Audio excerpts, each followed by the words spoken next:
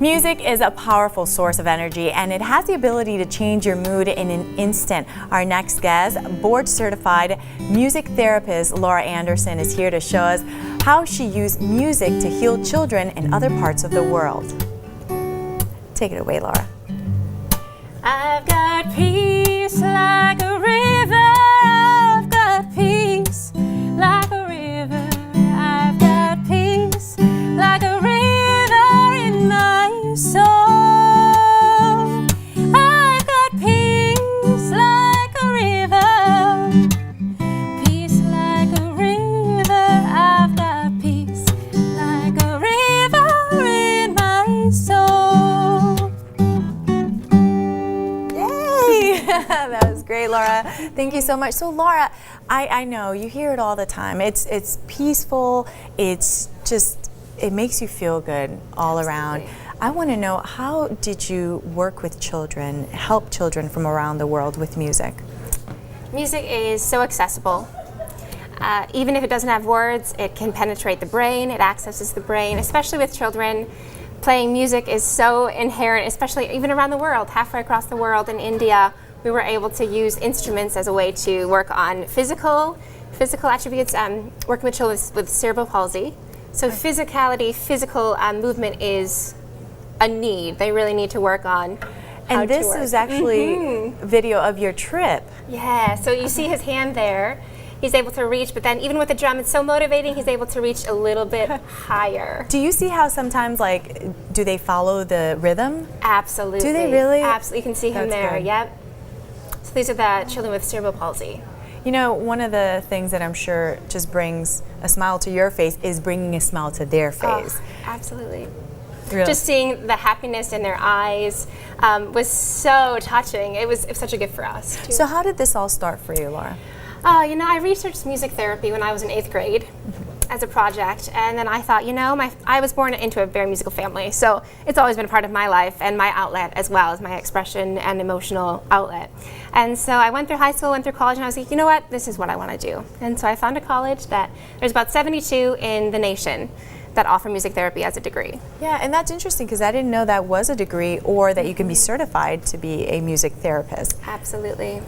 What other children or, you know, what illnesses do other children have that you're able to help? Right now in San Diego, I'm working with a company called Coast Music Therapy, and we work with children with autism, with severe and mental disabilities as well.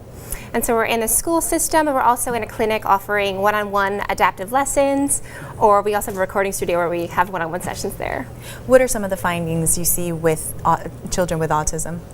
Music is, again, just a wonderful tool to address the social needs, to address the physical needs, to address communication. So using music as a way to communicate. Playing an instrument, but then also communicating, having conversation back and forth with an instrument. And it's just a wonderful way to bring information as well as an academic tool. Are there any instruments that you give the children and let them play, or, you know, the xylophone or something? Yeah, my garage is filled with instruments, with percussion. I also call them non-musician proof instruments, so you don't have to be a musician to play them. That's right, and get some pots too. Yeah. You can get, you know, I go to the streets, the promenades, and you know how they have like street performers, they'll do it with pots, and they create like the most beautiful sounds. I think it's just outstanding. Wonderful. Laura, so you were also going to be ready to do a demo with a song. Tell me a little bit about that. So this demo, the Peace Like a River, was something we used in India. And so we were able to substitute this for the Sanskrit words. So Shanti for peace, Prem for love. And then we're also able to, for emotional and creative expression, ask them, so what's something that you want more of in your soul? Or what's something that you can share in your soul? And one woman she was fighting cancer, and she said, I've got laughter like a child. So we went ahead and put that in the song, and it sounded something like this. I've got a laughter like a child. I've got laughter like a child. I've got a laughter like a child in my soul. I've got laughter like a child. I've got laughter like a child. I've got laughter like a child in my soul. So you create a lot of songs with experiences. With Oh, and India was such a patients. unique experience. A time when we were never going to be in the same moment with the same people again, and so it was such an incredible, unique. We were able to make some in the moment music, and have this therapeutic, creative experience. Any other trips coming up? Hopefully, fingers crossed for Ecuador this summer. Really? Yeah, working again with children with developmental disabilities and low at-risk income. So if you can go anywhere in the world, aside from Ecuador and India that you're planning already, but where is the one place that you think you just would love to go? It's your ultimate place. I would actually love to go back to India and spend Really? a really long time there. Yeah, there's some great teaching happening. They're just starting their program with graduate students in music therapy. So I'd love to go back and help be a part of that and volunteer and work with their populations there. Laura, thank you so much for Thank coming you. and joining us on the Midday Show. And your website actually is coastmusictherapy.com.